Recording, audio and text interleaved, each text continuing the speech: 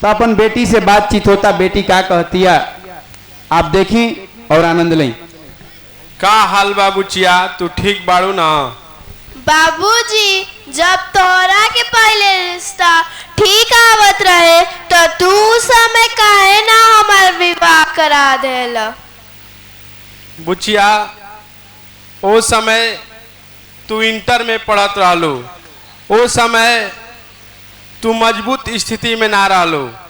जब तू inter pass करके बीए में पढ़े लगलू तो हम सोच रहे नहीं कि बीए कंप्लीट हो जाए तो हम तोहार रिश्ता करब आ तोहार बियाह खातिर अपन मन बनाई तोहार शादी करब।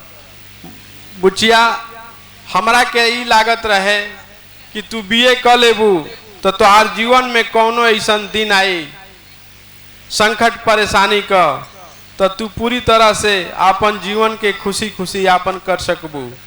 बेटा, हम तोरा के रिश्ता के बंधन में जरूर बांधल चाहत रहनी, लेकिन घुटन बर्दाश्त करे खातिर नहीं, बल्कि रिश्ता का बंधन में हम तोरा के ऐसे बांधल चाहत रहनी कि तू अपन जीवन के खूब स्वेच्छा और आज़ादी से जी सक, ताकि जिंदगी में अगर कबो तोहर परेशानी के दिन आवे, तोरा जिंदगी में कबो दुख हो आवे, समय एक नियर ना होला बेटा, तो हम सोचनी कि हम लइकन खातिर जगह जमीन जायदाद बहुत कुछ बा, लेकिन हम सोचनी कि हमार लड़की के इतना बढ़िया शिक्षा पढ़ाई लिखाई दे दें कि अगर दूसरा के घरे भी जाए और ओकरा जीवन में कोनो संकट आए तो अपना पैर पर खड़ा होके अपन जीवन के स्वाभिमान से जी सके।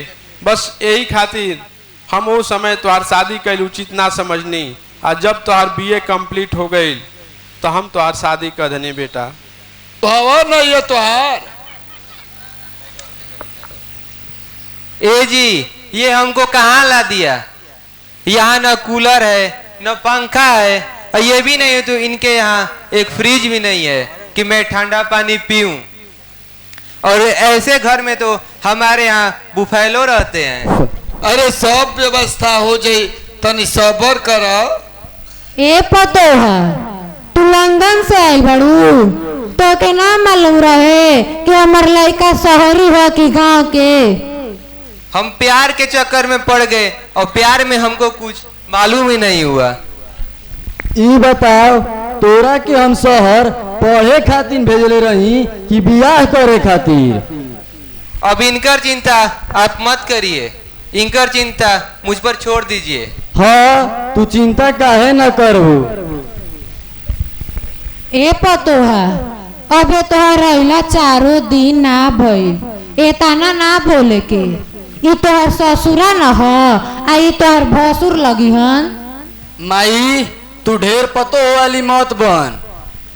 चुप रह, तू अब हमके समझेबे? वो हमार पतो ही है। चलो पतो है, अंदर चल के आराम कर। चले बचवन के आराम करे दे। ले जा।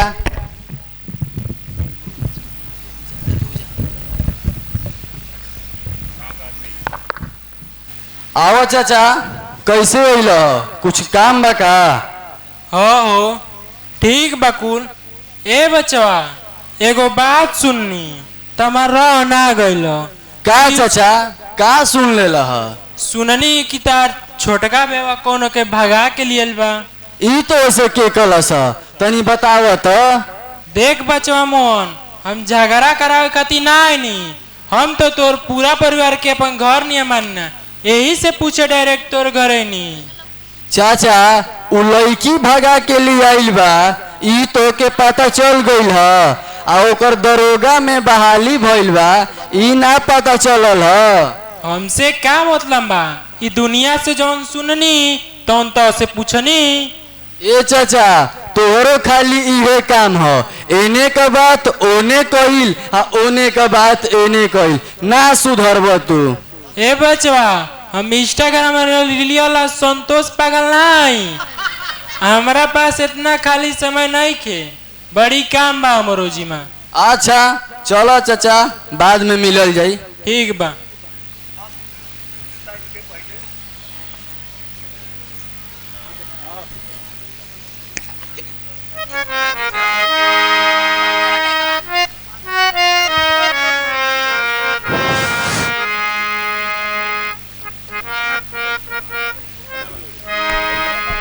आइए कुछ पुरस्कार राशि दीपक महाराजगंज के बाद सत्यम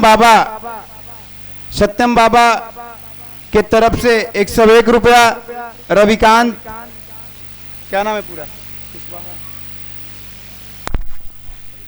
रविकांत कुशवाहा भैया जी के तरफ से 51 रुपया एवं चंदन गुप्ता जी के तरफ से 11 रुपए का पुरस्कार।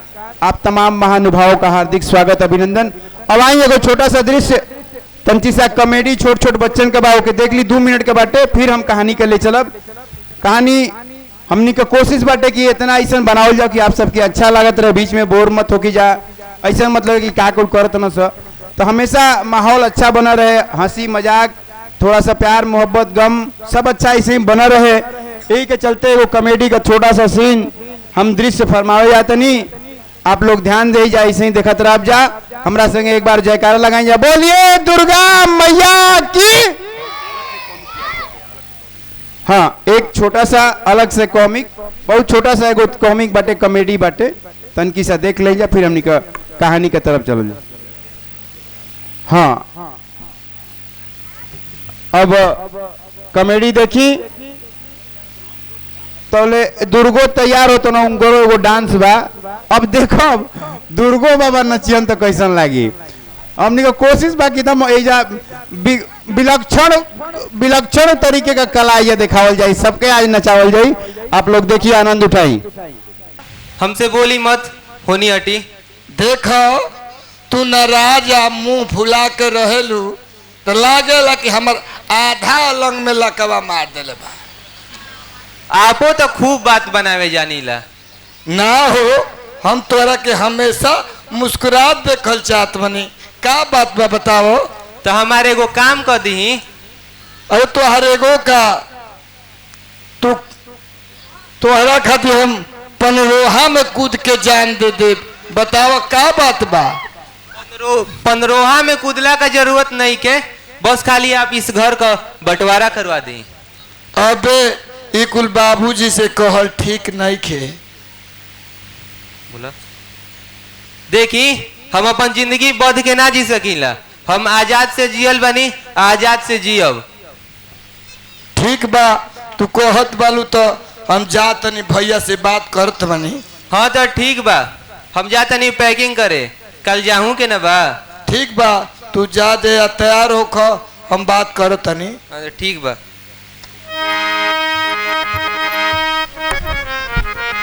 बड़ कौड़ा 12 आल बिया। अब देखी दृश्य ही चलता, हम आप सबके बार बार कहते नहीं, ऐसा दृश्य एगो समिति तैयार कैले बिया कि मंच से उस से कभी दिखावल नहीं के गई, और कोनो नाटक में आप लोग ना देख ले कब्जा अंत का उदृश्य बाटे। हम विश्वास करते नहीं कि आप लोग अचंभित हो जाए कि ऐसा भी दृश्य दिखावल जा सकता है। यही से कहते नहीं कि आप लोग ऐसे ही बैठा रह। आई मंच पर देखी का बातचीत होता टे दोनों भाई में, आप मंच पर देखिए, आनंद लेंगे।